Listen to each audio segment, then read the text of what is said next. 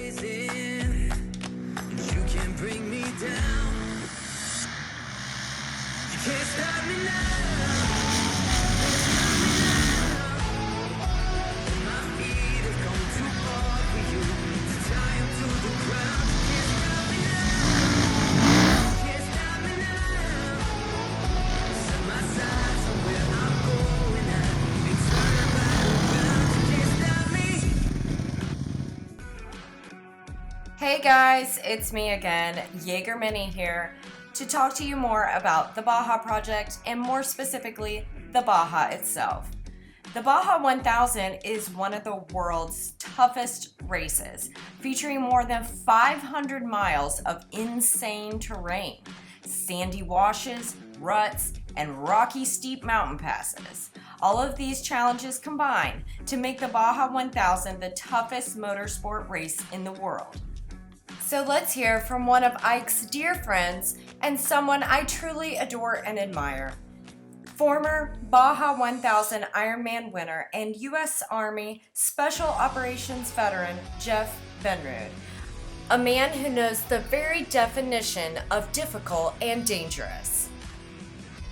We're out here at Outback, out in Laurinburg, North Carolina, training with Ike, trying to get him ready for the Baja 1000 in 2022. Yeah, and the terrain is ever changing, so you might be on a really terrible rocky kind of road and you're like, man, when is this going to be over? And then you'll drop down next to the ocean, right, or the Sea of Cortez, and it'll be perfectly smooth for 5 or 10 miles, you know, right on the water line. And then you get some nice sandy berm stuff, then you get some kind of gnarly, rocky, hilly stuff. So it's ever changing. That's why it's real important to pre-run before the race. You want to do all of it, so it's kind of in your mind. Standing at about 5'10" and weighing in at 155 pounds of pure gumption, if you want my opinion, this Baja race doesn't stand a chance. So now, I'm sure you are thinking to yourself, why would anyone want to do such a thing? So I asked him myself. People are always asking me, why do I want to undertake such an enormous challenge? I mean, it's dangerous, it's difficult, it's really, and expensive. I mean, it's a massive challenge. And they want to know, why do I want to do it at my age? Well, it's certainly not because of the fame, because of the fortune, or even just to have a good time.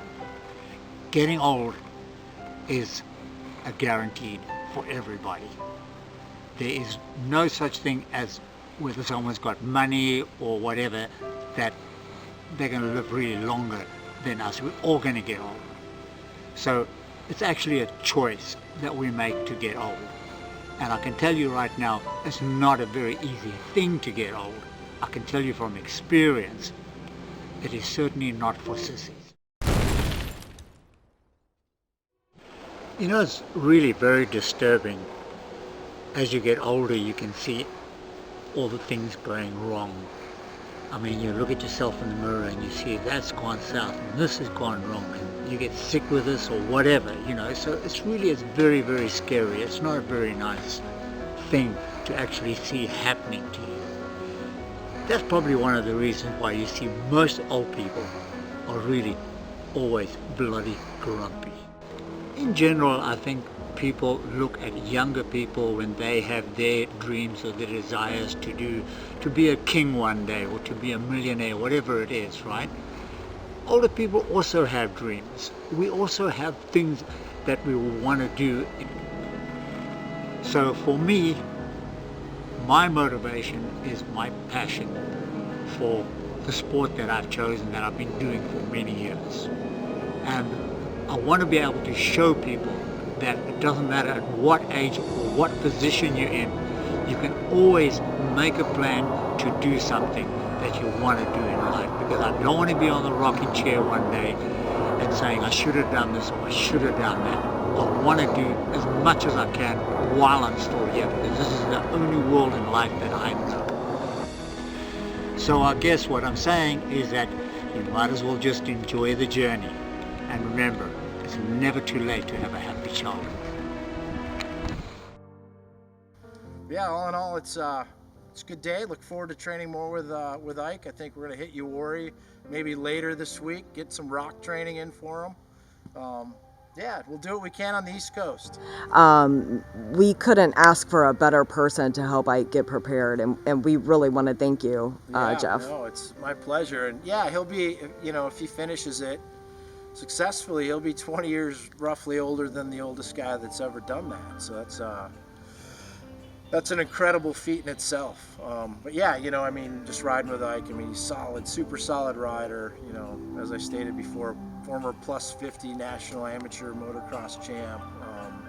Incredible rider for his age.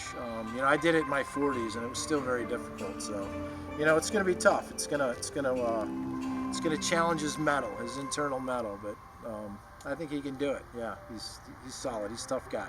And I never really got the chance to watch him ride. And then he said he was going to take a break, and I kind of snuck up on the top of a hill and watched him ride in this sandy terrain, and it was just a beautiful ballet of him and that bike, and it was amazing. It brought tears to your eyes. Even if you weren't into motorcycles, just to watch somebody be that in tune to their bike and knew and how to anticipate which way it moved, it was beautiful. Yeah, that's been his life for a lot of years. He's a motorcycle instructor. He's been riding for decades and decades, and whether it's down in Africa or here in the States or coming soon Baja, Mexico, tons of experience.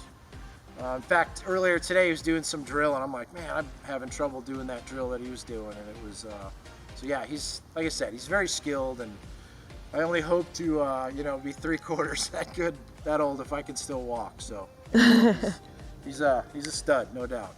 Well, thank you, Jeff, for talking with us today. We really appreciate it. Oh, you bet. Anytime.